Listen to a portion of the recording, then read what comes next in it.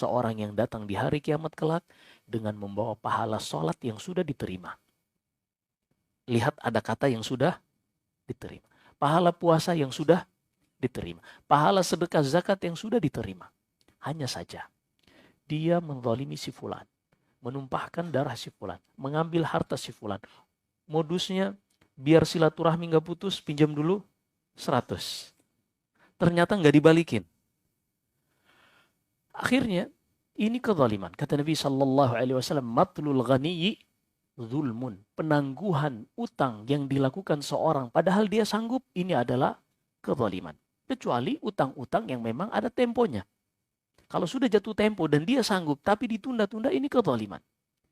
Akan dibalas di hari kiamat kelak kalau dia tidak tunaikan di dunia ini.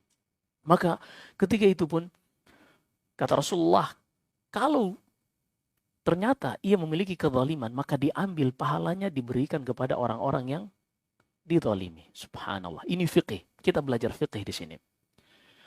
Dalam riwayat Imam Ahmad, suatu saat selimut milik Aisyah dicuri seseorang. Aisyah pun melaknat, mendoakan yang buruk kepada pelakunya. Apa kata Rasul? La tusabbihi. Wahai Aisyah, jangan engkau meringankan orang ini. Jangan menyegerakan balasanmu di dunia. Kalau udah dicuri, mau marah, mau mengumpat, balik enggak? Enggak. Jangan engkau menyegerakan balasanmu di dunia. Di akhirat kelak. Di hari, di saat seorang sangat butuh dengan satu kebaikan pahala, walaupun kecil, dia sudah nggak bisa beramal. Makanya ketika ada orang yang ngutang kepada kita, kemudian dia nggak bayar, nggak usah marah. Wallahi, investasi. Beneran. Investasi.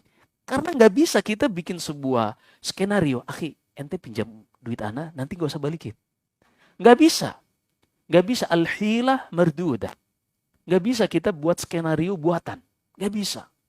Tapi dengan terjadi secara organik, secara natural, disitulah yang dinilai di sisi Allah Subhanahu wa Ta'ala. Maka kalau ada orang minjem duit atau bisnis tapi menipu,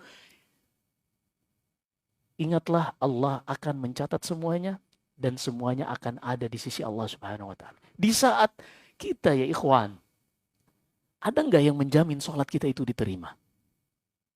Ada nggak yang menjamin puasa, sedekah, amalan kita diterima? Nggak ada. Lah ini ada peluang investasi yang pasti dibalas oleh Allah. Kalau dia tidak punya kebaikan, pahala untuk kita, maka dosa kita ditanggung dia. Subhanallahil azim.